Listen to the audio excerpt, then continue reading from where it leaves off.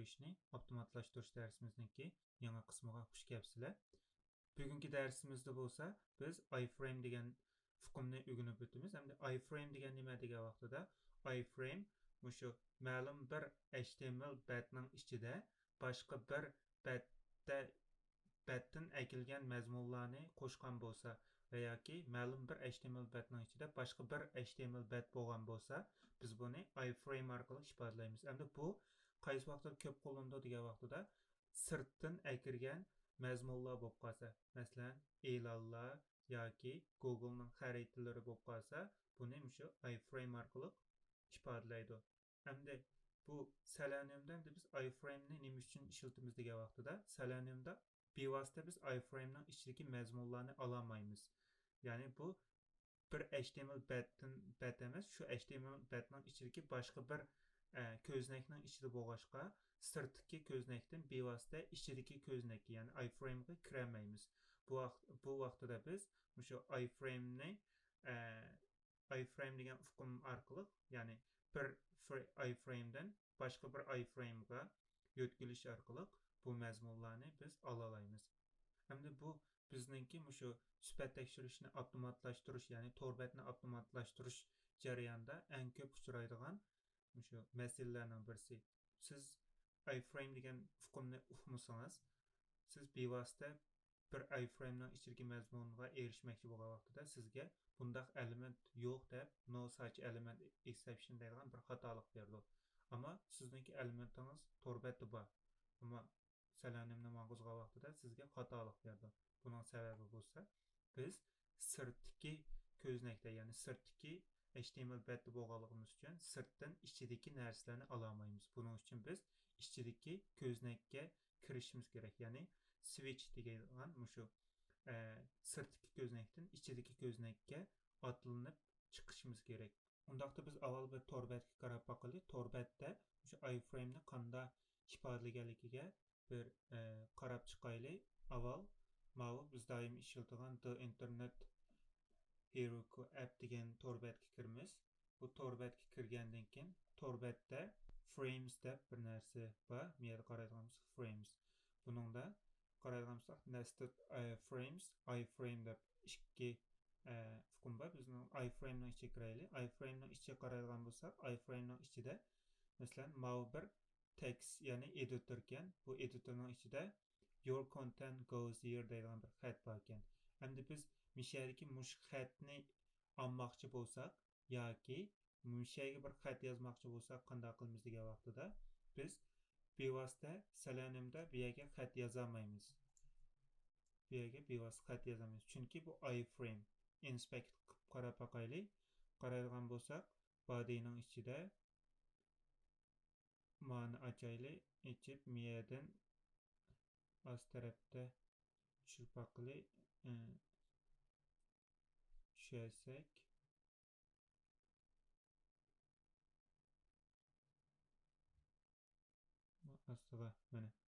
aslida qaraydigan bo'lsak, miyada bu bir iframe ekan. Mana miyadagi your content goes here degan bir iframe ekan. Buning ID'si MCE 0 EFR degan shu ID ekanda. Buni bu yerdan bir-birlab kirib topsangiz bo'ldi yoki ma'ni besish orqali miyaga akelsangiz, buning ichida qaraydigan bo'lsak iframe ekan. Iframe'ning ichiga qaraydigan bo'lsak, yana bir HTML bat bor ekan. HTML buningki head'i bor ekan, body'si bor ekan. Body'sining ichida P, ya'ni paragrafning ichida your content goes here deydi.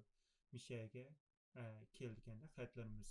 Hamda masalan yana bir xat yozib baqsak, mana yangidan bir xat yozsak, bu yerda yana bir paragrafdan birisi ichida bizning xatimiz mishaga tushadi ekan.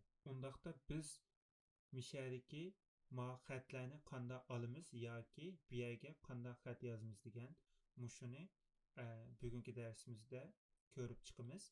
Hamda bu yerga xat yozmay, miyadagi your content goes here degan mush xatni qanday olamiz? Mushuni bir ko'rib chiqaylik. Eng avval biz yangidan bir packajdan birini quraylik. Miyaga day 7 qilib day 7 deb qurdim. Qurgandan keyin buning ichiga bir class'tan birini yazıman. iframe practice 01 deb yazdım. Practice 01 class'ni kurdum. Class'ni kurgandan keyin bu yerga men main methodni yazaman. Main methodni yazdım. Main methodni yazgandan keyin bu oldingi darsda ishlatgan bu kodni ko'chirib eklay. Ko'chirib eklib bu yerga yazdim. Yazgandan keyin bularni o'chirib o'tay. O'chirib o'tib endi bizningki hozirgi tor betimizning adresi bu. The internet checkit heroku app checkit.com yanti siziq iframe degan. Biz mushu tor betga kiramiz. Tor betga kiramiz. Endi bu tor bet ochilgandan keyin biz nima ish qilamiz? iframe ni tepishdan burun avval biz bu yerdagi bu xatni tepaqili. Bu xat your content goes here deydigan ekan. Endi buni biz qanday topimizga vaqtida biz Ctrl F ya Command F ni bassak bo'ldi. Bu yerdan Ctrl F ni yazsak mana bu yerga XPath yozilgan yer chiqadi. Biz bu yerga endi qaraydigan bo'lsak body'si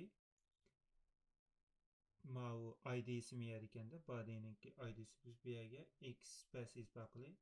Masalan body qilib add ID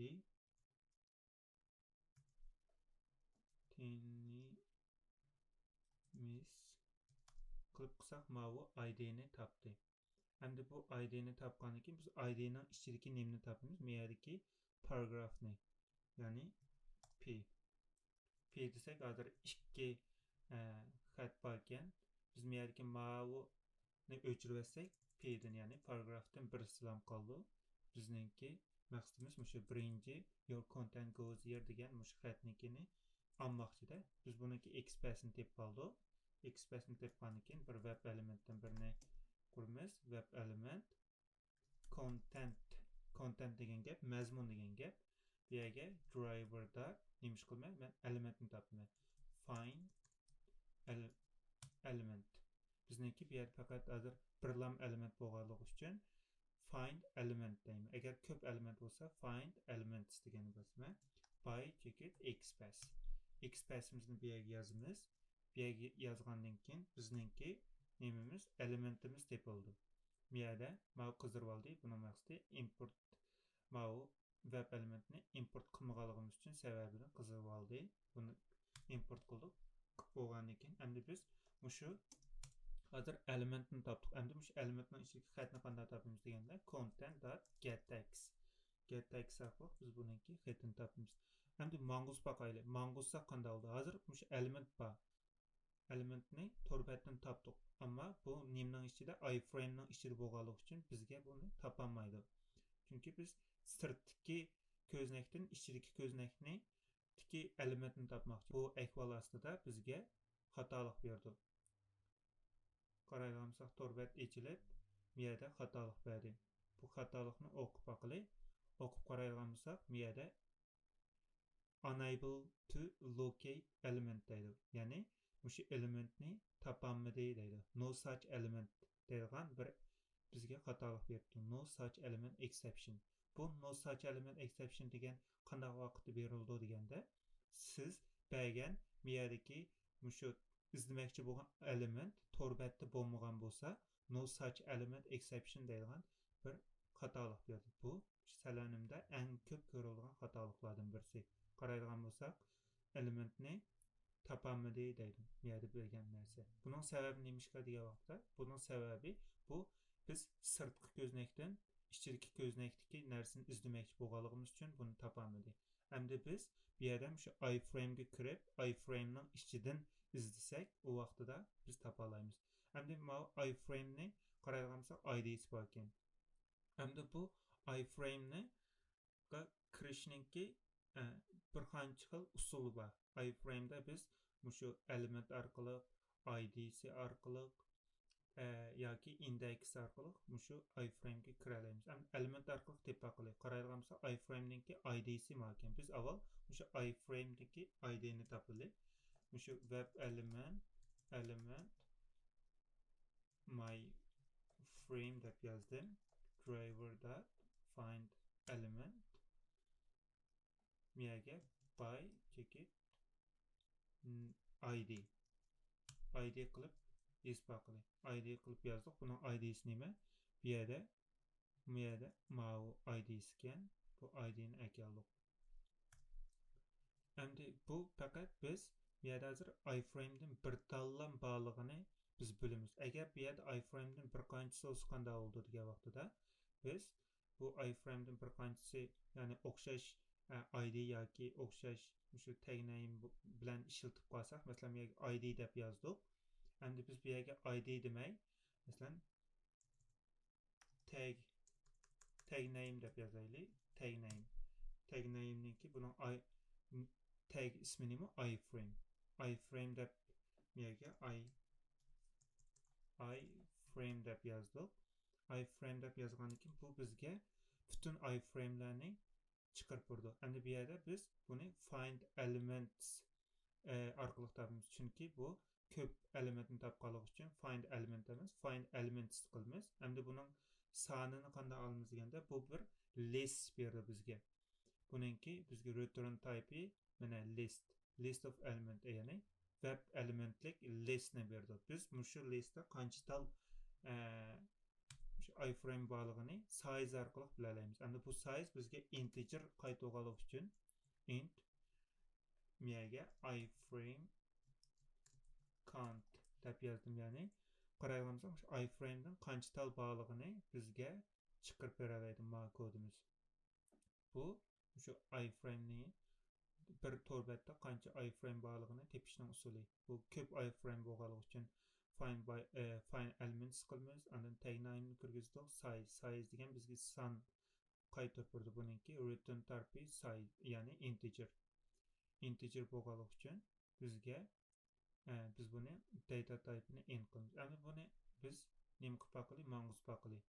Biz Mongoose uchun burun ma'lumotlarni comment qilib qo'yaylik. İşlemeden qilib mana qarab boqaylik. Hozir qilmish to'rbatda qancha tal iframe borligini biz ko'rib boqaylik.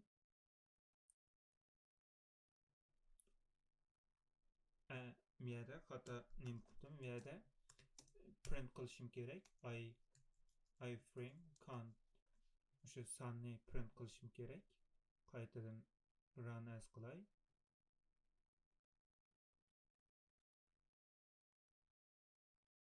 Torbitimiz ochildi.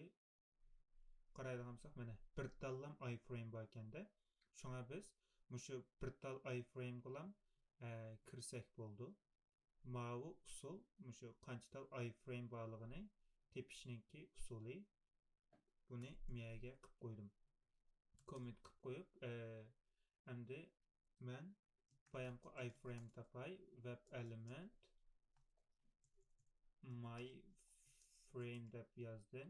My frame driver.find element by id'si id'ni beramiz. id orqali topamiz. Buningki id'si nimti? Bu yerda id'si mau. Biz mau id'sini copy qilib olsak bo'ldi. Mouse'ni 10 knopkasini bosib copy qila olamiz yoki Ctrl C ya Ctrl V ni ishlasak. Ctrl C copy qilish, Ctrl V chaplash. Men chapildim. Endi bu web elementni hozir topdik. Ya'ni mau iframe topdik. Endi bu iframe'ga kirishimiz kerak. Ya'ni atlab kirishimiz kerak. Buni qanday kiramiz deganda driver.switch to ya'ni chekit frame deb qarayolmasak bir yerda masif bor. Bu nimning ichida? Switch to deganning ichida. Buningga bu frame qarab boqaylik. Frame'ninki bu yerda source'ga qaraydigan bo'lsak, hozir mau nimasi ochilmadi. Buningki asli kodi. Bu frame degan bizga bir qancha xil qimmat oldi frame. Mana qaraydigan bo'lsak, frame bu yerda string oldi ekan. String, ya'ni qaysi frame ekanligi. Undan keyin integer, ya'ni bu nima alıdı? Integer degan index. Web element.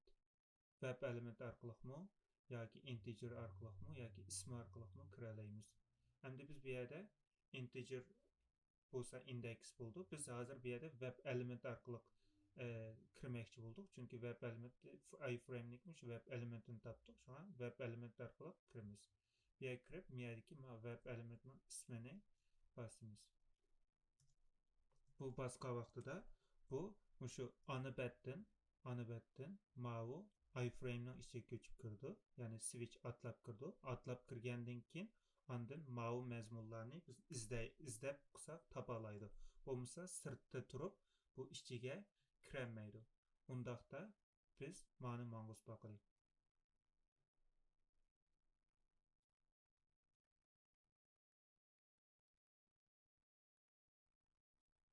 Qaraydigan bo'lsak torbat ochildi.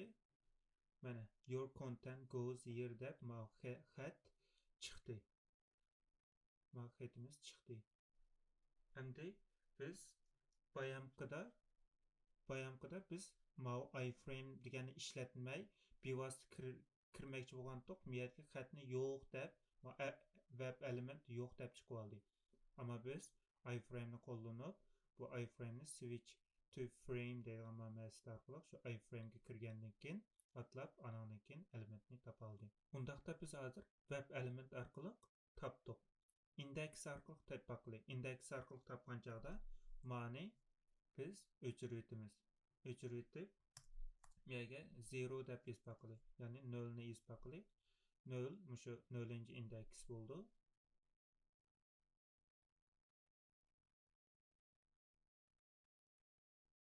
Torbat ochildi. Qaraydigan bo'lsak mana biz 0-indexlik mushu iframe ni tepib shuni ichiga kirdik. Ya'ni mana web element bilan tepib kirishimizniki hech qanday nimasi qolmadi, hojat qolmadi. Biz buni faqatlam mushu index orqali topdik. Endi yan bir usul bo'yicha biz qanday qila olamiz deganda biz mau mushunga o'xshash yezib buningki bu yerga qaraydigan bo'lsak torbatda IDC bor ekan. Biz mushu ID'sini yezib baqili. Bu bayam qaraydigan bo'lsak bu string ala oladi ekan, ya'ni text ala oladi ekan. Bu text ID yoki ismi bo'ldi. Endi biz bu yerda mau bu yerda ID bo'lganligi uchun bu ID'sini yezib kirib baqili. Kirib qaytadan run qilib baqay.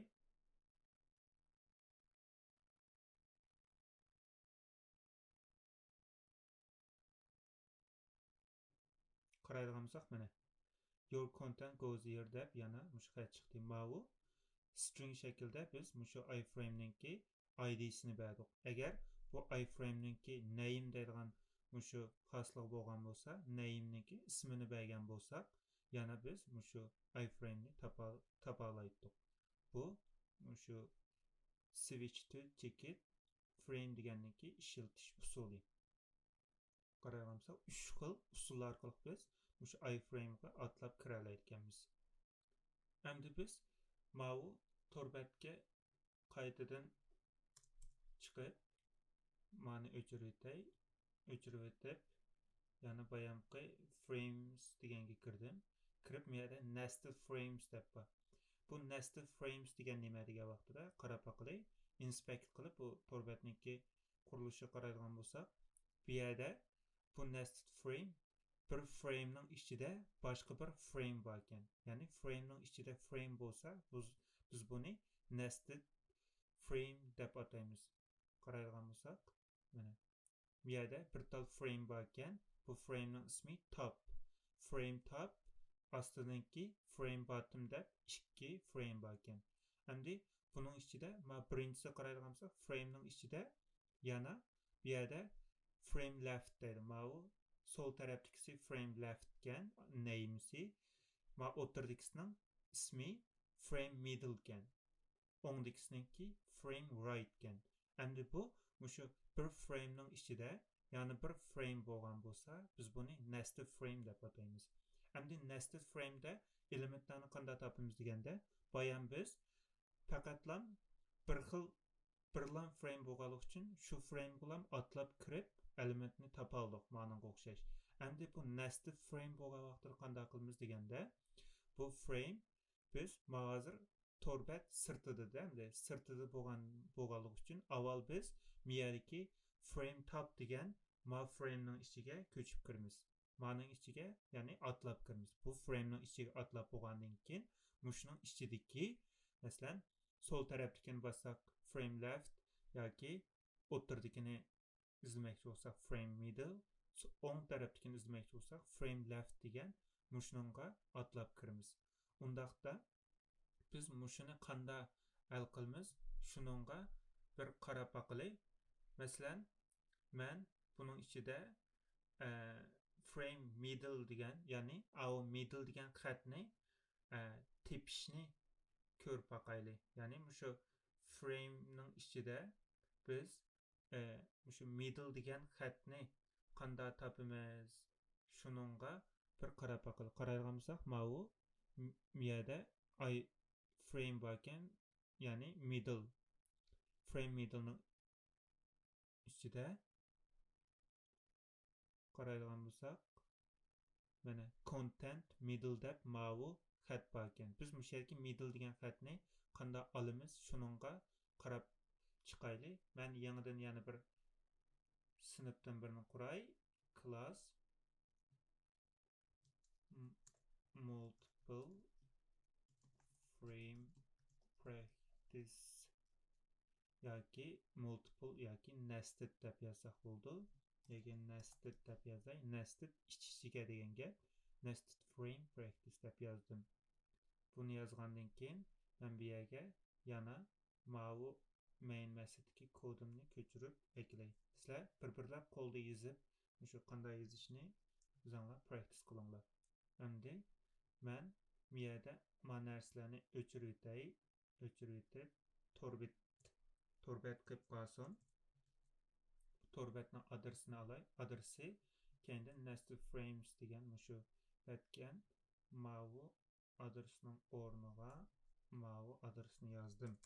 Endi yozib bo'lgandan keyin men avval miyadagi mau middle degan shuningki elementni tepaqay. Bayamqidek bevosita kirpaqli kiralamdi, kiramamdiq. Shuni bir ko'rpaqli web element content middle deb yozay. Driver dot elementni topdik. Find element by nim bilan buningki id bakan idc content ken. Shu id orqali topayli. By id idsiga content deb yozdik. Endi bu web elementi. Bunun tekstini qanday olamiz degan vaqtida content middle, ya'ni shu variable, ya'ni qimmat ismini elib get text deganni bassak bo'ldi. Get text shu inki tekstni oldi. Ammo mangus baqilib bo'lsadi, mang'alamdi, mang'amamdi. Balkim o'qituvchi dars so'zlayotgan men yolg'on so'zlagan bo'lishi mumkin. Qani bir mangus baqilay. Zadi mang'amdi. Agar mang'amagan bo'lsa, bizningki o'rgangan narsamiz to'g'ri ekan deb qarasak bo'ldi. Qaraydigan bo'lsak, mana no such element exception deydi. Ya'ni bu element yo'q, bunda element yo'q degan xatolik berdida. Demak, bu bizningki miyadagi ma elementni topamadi. Chunki biz sirtda turib, sirtqi HTML betda turib, ichidagi HTML betdagi qimmatni ololmadik. Buning uchun biz nima ish qilishimiz kerak? Bir-birlab atlab kirib, shu middle frame deganini tepishimiz kerak. Endi qanday topamiz? Shuni qarab chiqaylik. Avval men ma kodni izolab qo'yay. Endi biz bayam shu qanchatal frame borligini tepishni ko'rib o'tgandik. Masalan, bu int frame count deb yozdik. Endi driver.find elements. Find elements bu ko'p elementni biz qaytardik. By nim bilan tag name bilan izlab baqilay. Tag name bilan nimni izlaymiz? iframe. Chunki buningki tag ismi iframe di. Bu iframe'lik barliq elementlarni tepib, shuning nimesini olamiz? Size, ya'ni buningki cho'ng kichikligi. Ya'ni qanchatal shu iframe bor, shunga bir qarab chiqaylik. System out qilib frame can't degani bastım. Endi bu hazır biz sırtqı HTML bətli bolğanlığımız üçün bu bizge bu yerdeki ma 1 2 yani 2 tal iframe'ninki qiymetini berdi. Yani 2 iframe ba deb bizge şunu berdi. Undaqda biz bunu mangus baqılı. Qaraydigan bolsaq tor bət hazır açıldı. Açılgandan keyin mana qaraydigan bolsaq hazır 0 dedi. 0 dedi. Bu yerda hazır bizga xatolik bakın yani frame ma frame deganni bu yerdan o'zgartay tagi frame. Mana qaytadan mang'uzay.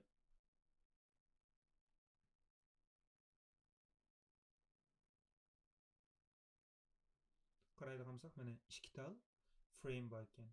Bu 2 tal frame qaysi frame'lar zodi biz mushnunga bir qarab baqili. Buni biz web element şekilde bir frame bo'lgansa web element bo'ldi. Endi bu biz ko'p element almoqchi bo'lganligimiz uchun list bo'ldi. List web element all frames deb yozay. Let driver dot find elements by tag name qilib tag name'i frame deb yozay. Tag name'ga frame deb yozdim. Endi bu bizga bir list qaytadi. List. Bu Java chekit util chekit list degan mushu package'ning ichida. Endi biz mushu package mushu frame'ninki nimasi qarab baqili. Frame'ni qaraydigan bolsak name bor ekan. Name. Biz mushu frame'ninki name'larga qarab baqili. Qaysi name'lik frame'lar bor ekan. Biz buni for loop bilan yazsak bo'ldi. For loop bilan web element chunki bu har bir frame'ning o'zi bir element bo'lganligi uchun biz bu yerga list web element. Mushu web elementning ichida yana har xil elementlar bor. Biz buni element deymiz. Buniki ma'lum data type'i web element bo'ldi. And then frame chekit all frames. And bu for each loop deymiz qo'y. Buni for each loop bilan kirib, mushu frame'ninki biz nemisini ipaqli frame chekit qaraydigan bolsak get attribute deb bor. Get attribute ya'ni xosligini erish. Biz bu frame'ninki har birisini qaraydigan bolsak xosligi bor. Bu yerda src scroll long name deb bor. Biz name degan mushu xosligini ipaqli bu 2 tal bu yerda 2 tal dedi o frame'dan 2 frame bor. Bu 2 frame'ninki zodi ismlari nemikin mang'uzay.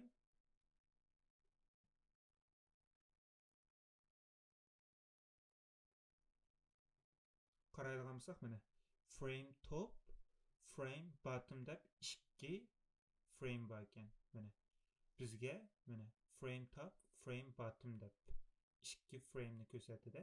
Demak biz taxi mushu sirtidagi frame deganmiz. Bu ichidagi frame'ga kirishimiz kerak, ya'ni frame top deganga kirishimiz kerak. Endi biz buningga qanday kiramiz? Ya'ni qanday kiramiz? Bayon darsimizda 3 xil usul bilan kiradiganligimizni o'rganib o'tgandik. Ya'ni driver.switch to chekit frame. Frame'da integer birisiga buningki indeksi, yani birisiga id yoki ismi, yani birisiga web element. Web element bilan kirmoqchi bo'lsak, biz web element orqali mavu frame top deganni tepib, mushu web elementga kirishimiz kerak. Endi biz buningki bu yerda qaraydigan bolsak name'ga frame top bor ekan, shuni web element topmay, mushu ismi yoki idsi degan usul bo'yicha mushunga biz kiraylik. Kirish orqali hozir bevosita frame top deganninki mushu frame'ning ichiga kirdik. Bu frame'ning ichiga qaraydigan bo'lsak, bu frame'ning ichida yana 3 tal frame bor ekanda. Frame left, frame middle, frame right deb. Biz mushu 3chini tepaqli. 3chini yana qanday topimiz degan vaqtida biz bu yerdagi ma usul bo'yicha topimiz. Mavu ne elib list shaklda olsak bo'ldi. bu yerga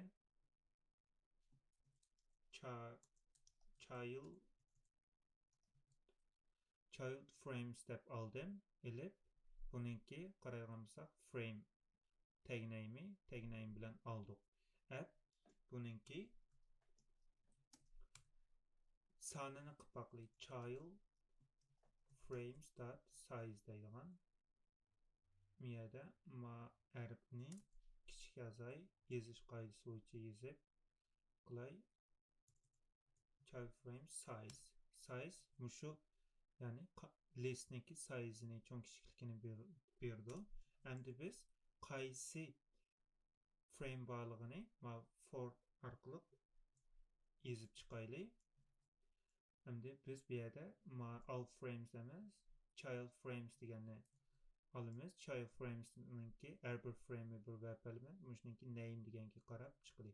Qani men baqili mani qaytadan run qilay.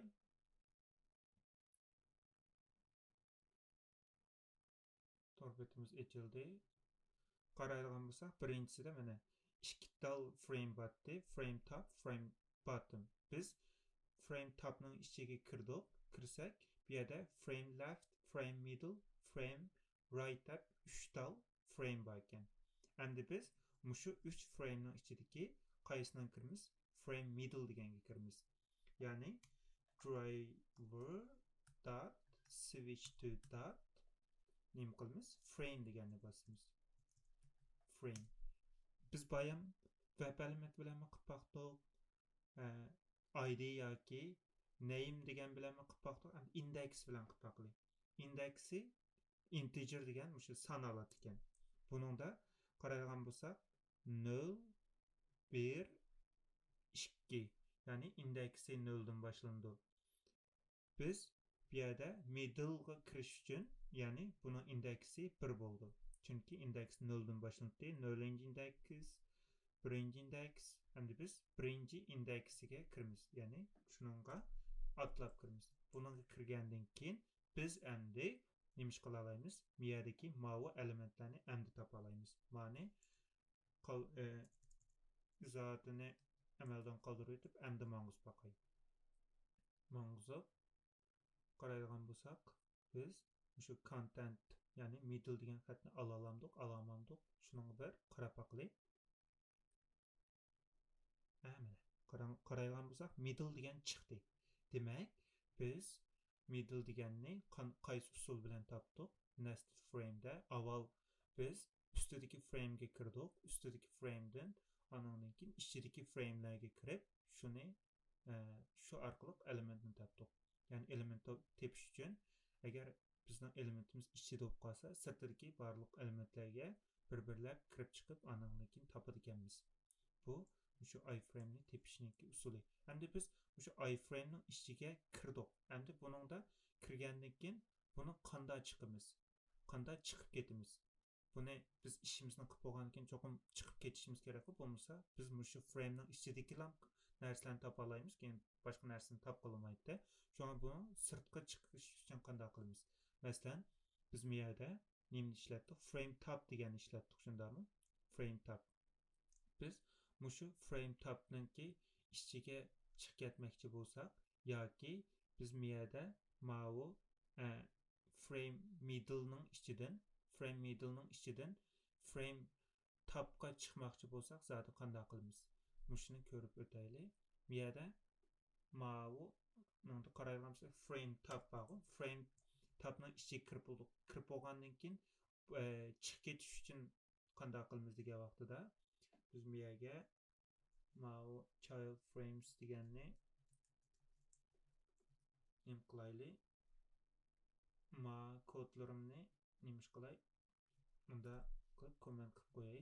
Frame tabning ichiga kirdik. Endi chiqib ketish uchun qanday qilamiz deganda driver check it switch to check it parent frame deb bor. Bu yerda qaraydigan bo'lsak parent frame, andan keyin driver check it switch to check it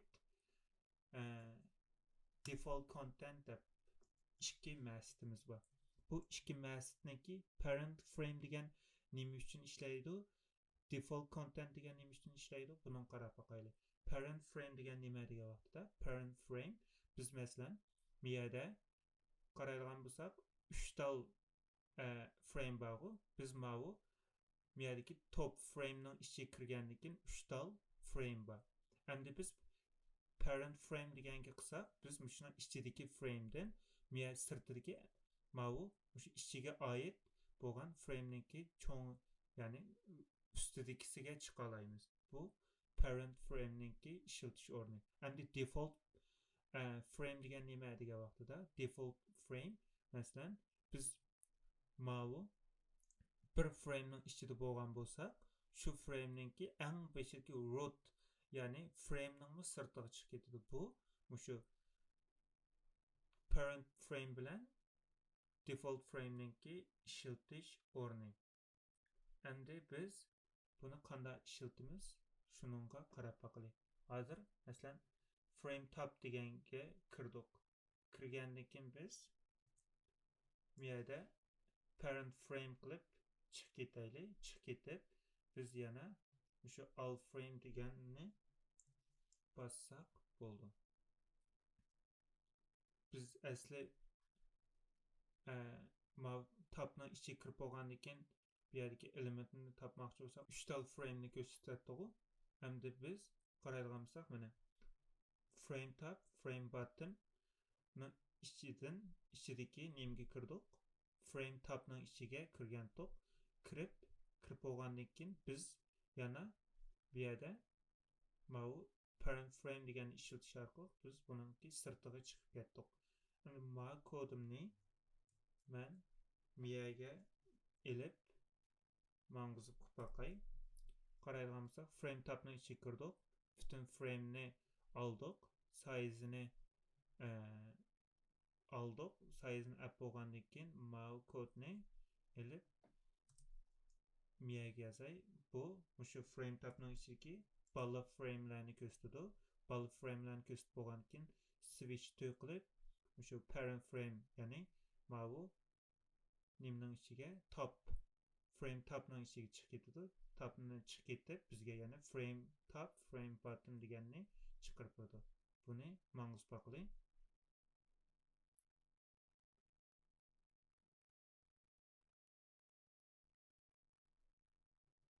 Qaraydigan bo'lsak, mana frame top, frame bottom deb boshda 2 frame bor dedi. Andan keyin 2 framedan keyin biz switch to top frame top deganga kirdik. Mana frame topning ichiga kirib bo'lsak, kirib buning ichiga barliq frame ni oldik.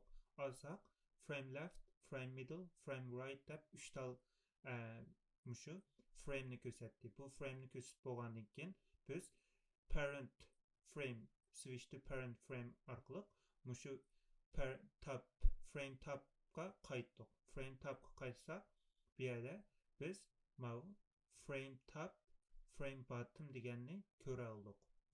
Ya'ni bevosita mushu frame top, frame bottom degan ustidagisiga bordik.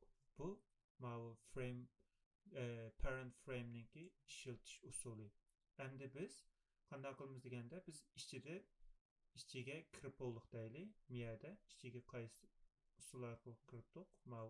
Switch to parent deganni ishiltib, ma'ni o'chirib o'tib biz bunda qilib qo'yay. Hozir ichidagi frame'ga kirmoqchi bo'ldik. Ma'ni ostiga yozay. Ostiga yozib biz birinchi frame, ya'ni frame middle index birlik frame middle'ga kirib bo'lgandan keyin biz driver dot switch to dot default content deganni qilsak, bu eng beshidagisiga chiqib ketadi. Eng beshidagisiga chiqib ketadi. Bu yerdagi parent frame bilan default frame niki ishiltish usuli. Parent frame'da bir ustidagi, ya'ni shu balla frame'ga oid frame'ga qaytsa, yerdagi frame topga nimda bo'lsa bevosita şu ana frame'ga qaytıp çıkıp ketadi. Bu default content'ninki işletish usuli. Biz bu yerden mani qilib qilsak bo'ldi. Bu şu default content, default parent frame deganlarninki işletish usuli va astiga tushirib biz bugun nima o'rganganligimizni bir xulosalab chiqaylik. Biz driver dot switch to dot frame deydigan ma'nosini o'rganib chiqdik. Buningda bu id, name, index, web element qatorliq 4 narsani alalaydı. String bo'lsa id yoki name, agar son bo'lsa index, bo'lmasa web element. Mushlarni alalaydı. Andan keyin driver dot switch to dot parent frame deganga kirmoqchi bo'lsak, bu parent frame shu balla frame'ninkiga oid bo'lgan, ya'ni ustidagi frame'ni ga qaytib chiqadi. Agar driver dot switch to dot default content bo'lib qolsa, bu bevosita eng sirtidagi root elementga, ya'ni eng boshdagi ust qismga chiqib ketadi. Bu shu iframe'da bilishga tegishlik intervyuda, ya'ni shu xizmat izlash ko'rishishlarda doim so'raydigan savollarning birisi. Shunga shu iframe'ni yaxshi o'rganishinglarni alayda tavsiya qilaman. Undaqda bugungi darsimiz mishakayichi bo'lsin. Keyingi darslarimizda ko'rishguncha omon bo'linglar. Allohga omonat.